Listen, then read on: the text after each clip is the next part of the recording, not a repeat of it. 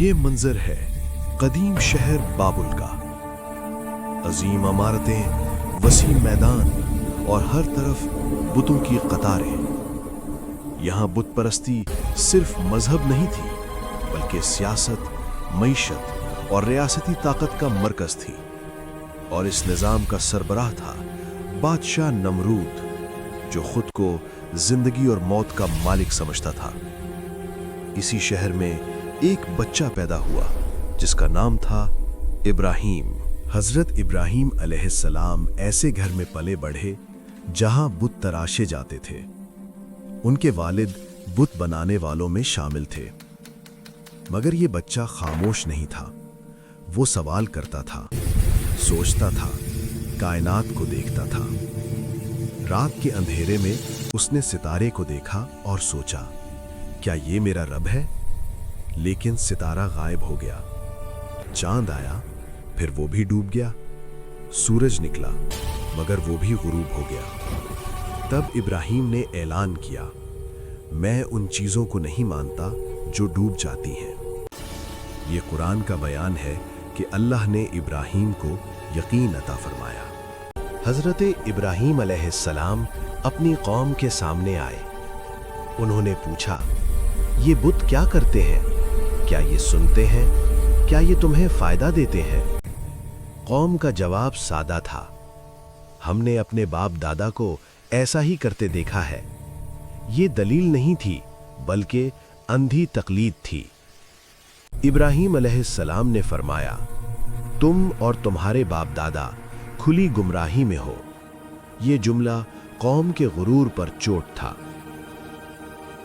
एक दिन जब शहर के लोग मेले के लिए निकल गए, हजरत इब्राहिम अलैहिस्सलाम बुतखाने में दाखिल हुए। खामोशी थी, गर्दो आलूद फजा और पत्थर के माबूद। इब्राहिम ने एक एक करके तमाम बुत तोड़ दिए, सिर्फ सबसे बड़ा बुत छोड़ा और उसके कंधे पर कुल्हाड़ा रख दिया। ये खामोश सवाल था कौम के लिए। जब लोग वापस आए तो शहर में हलचल मच गई। ये हमारे खुदाओं के साथ किसने किया? किसी ने कहा, हमने एक नौजवान को इब्राहिम कहते सुना था। इब्राहिम अलैहिस्सलाम को नमरूद के दरबार में पेश किया गया। सवाल हुआ, क्या तुमने ये किया? इब्राहिम अलैहिस्सलाम ने फरमाया, बल्कि ये काम तो इस बड़े बुत ने किया है, अगर ये बोल सकते हो। कौम खामोश हो गई। ये दलील नाकाबिले जवाब थी।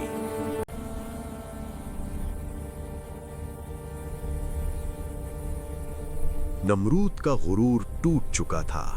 इसने हुक्म दिया, इसे जिंदा जला दो। महीनों तक आग जमा की गई, इतनी शदीद कि करीब जाना मुमकिन न था। मंजनीक बनाई गई और हजरत इब्राहिम अलैहिस्सलाम को फिजा में उछाला गया। इसी लम्हे जिब्रील अलैहिस्सलाम हाजिर हुए और कहा, क्या तुम्हें मदद चाहिए? हजरत इब्राहिम अलैहिस्सलाम ने जवाब दिया, मेरा रब जानता है मेरी हालत। फिर अल्लाह का हुक्म आया, ए आग, इब्राहिम पर ठंडी और सलामती वाली हो जा। आग जलती रही मगर नुकसान न पहुंचा सकी। ये था तौहीद का मौजज़ा। हजरत इब्राहिम अलैहिस्सलाम आग से निकले, मगर ईमान की तारीख में हमेशा के लिए अमर हो गए। ये वाक़या हमें सिखाता है, हक के लिए अकेला होना शिकस्त नहीं, अल्लाह पर तवक्कुल सबसे बड़ी ताकत है। दुनिया की आग ईमान को नहीं जला सकती। आज के दौर में जब सच बोलना मुश्किल हो, ये वाक़या हमें हौसला देता है। अगर इब्राहिम अलैहिस्सलाम अकेले खड़े हो सकते हैं, तो हम भी हक के साथ खड़े हो सकते हैं।